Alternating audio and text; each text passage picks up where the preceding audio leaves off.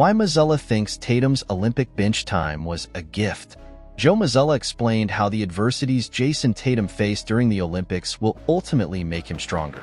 Imagine this: Jason Tatum, after winning his first NBA title and earning his third consecutive All-NBA first-team selection, still needs more motivation. It seems impossible, right? After all, he's already reached the pinnacle of basketball. But the truth is, great players always have something to prove, a new fire to keep burning. And for Tatum, the next flame is more alive than ever, with new goals and challenges ahead. Although he captured the NBA championship, Tatum didn't take home the Finals MVP award. That deservedly went to Jaylen Brown, who shone against the Dallas Mavericks. That alone is enough reason for Tatum to keep his focus and ambition. And as if that weren't enough, being benched in 2 games during the 2024 Paris Olympics with Team USA only fuels his hunger for redemption. During Celtics Media Day, Tatum shared that Coach Joe Mazzella was probably the happiest person seeing the star go through this adversity, both in the finals and in the Olympics. He added, "If you know Joe, that makes sense." And Mazzella, being the strategist he is, knows exactly what these moments mean for an athlete's growth. He wants the best for his players and understands that it is through hardship that they become stronger. The strategy behind the adversity. In an interview shortly after Wednesday's practice, Mazzella went even further in his explanation. "I think it comes down to love," he said. "That's how I show my care for him and the relationship we've built. I appreciate the fact that he accepts my perspective. In the end, he's 26 years old, and I said, look, you've accomplished so much in this league. Take a step back, appreciate it, and be grateful, because hopefully you still have 10, 12, 14 years ahead in this career. Who knows what you're yet to see?" That statement carries a depth that resonates with all of us. Mazzella not only acknowledges Tatum's talent, but also the importance of looking ahead with gratitude.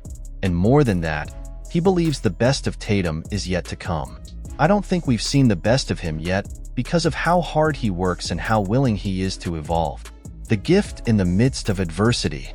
Then, he delivers the golden key. "I thought it was great that he had something to work on. Sometimes, when you achieve success, the next hunger isn't so clear in front of you. Sometimes it's a loss, sometimes a string of setbacks, and he got that right in front of him. So, I really thought it was a gift." A gift. Imagine that. Adversity being seen as a gift.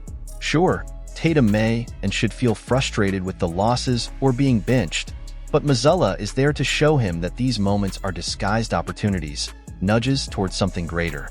"I didn't want to downplay the impact that it could have on him in the moment because I wasn't there. But as a coach and someone who genuinely cares for him, I thought it was incredible because it gives him something to chase." This mindset of seeing the glass half full, of turning frustration into fuel for success, is the true mark of a leader. And it's exactly why Mazzella believes these experiences were a gift, an extra push for Tatum to continue his journey of evolution. The rise of a new threat in the Celtics. Imagine being one of the top shooters in the NCAA and arriving at the Celtics as a rookie, already with a target on your back.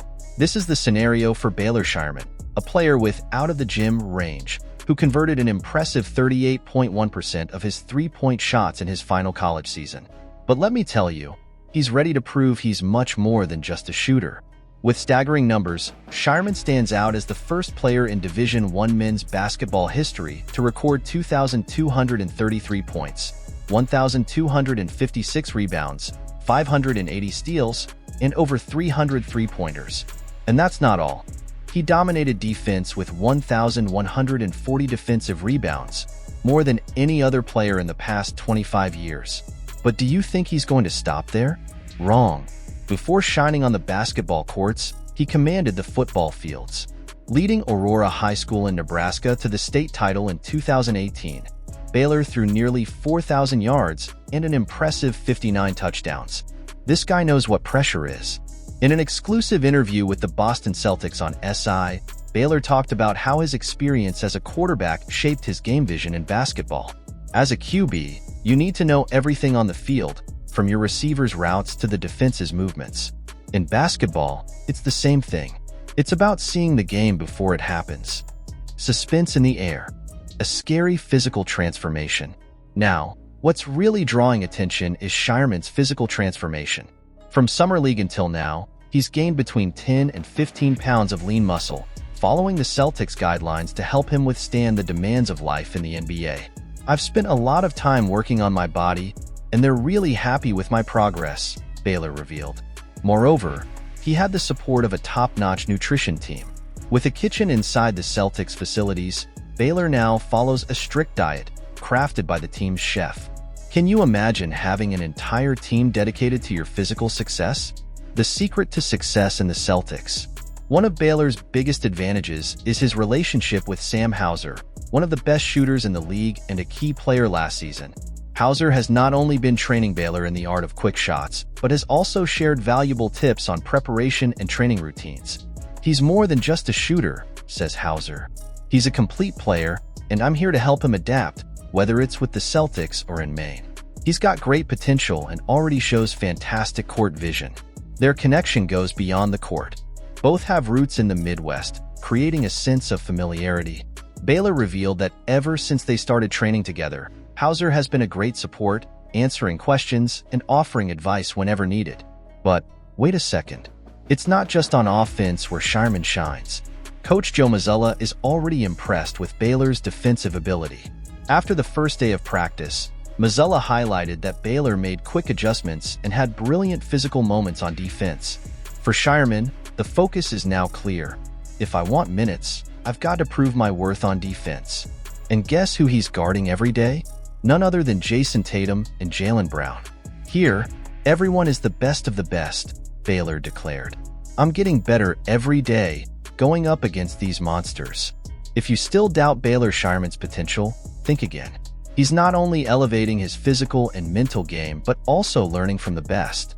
His dedication and rapid evolution position him as a name we can't ignore in the NBA.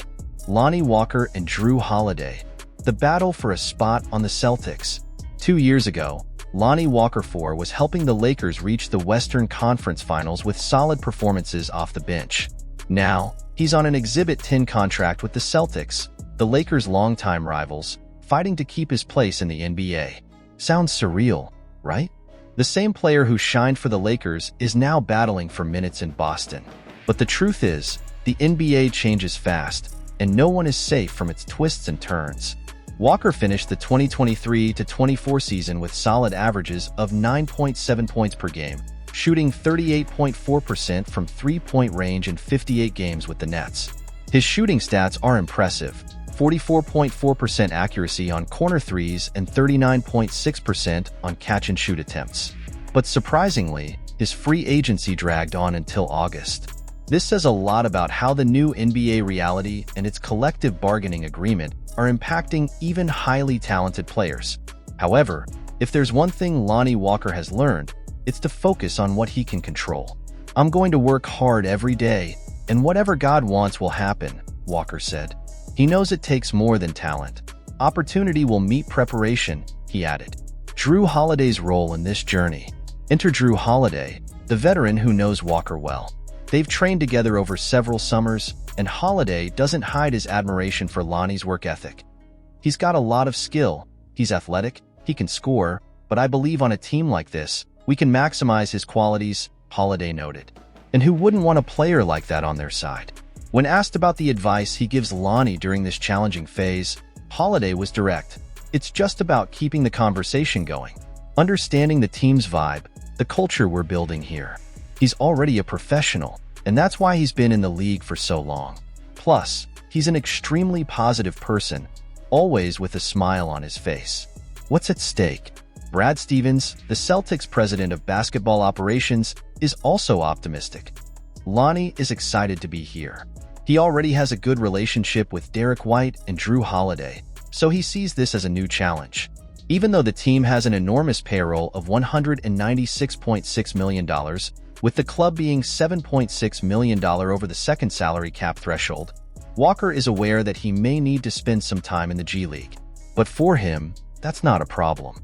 "I need to earn my spot," Walker said right after his first Celtics practice. "I'm here on an Exhibit 10 contract, which doesn't guarantee anything.